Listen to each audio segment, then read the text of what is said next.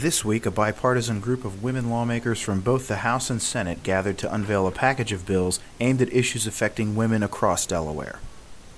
After months of research and collaboration, we've come up with a very clear list of things we need to do to improve the lives of women across our great state. This package of bills will represent an effort to address issues that affect women's health, their employment, and their safety and justice. Rep. Kim Williams is sponsoring legislation to broaden reporting of sexual assaults on college campuses. We as state lawmakers have an obligation to stand up and protect the survivors of sexual assault. We need to break the code of silence that these institutions operate under. We need to move away from investigating the victim and start investigating the offenders who are committing and recommitting these crimes. Legislation to establish paid maternity leave for public employees comes from Rep. Deborah Heffernan.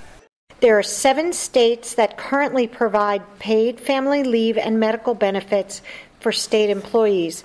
Bank of America just recently announced, a large Delaware employer, that they are offering fully paid 12 weeks of parental leave.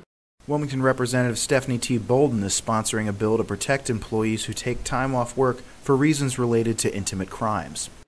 And being a victim of domestic violence, I can truly attest to the fact of looking and trying to contemplate, should you go to work, should you not go to work, what excuse can you make for not being there? So this is very important. It's very close to my heart, and I thank the staff for putting all this together and bringing it to the attention of the public.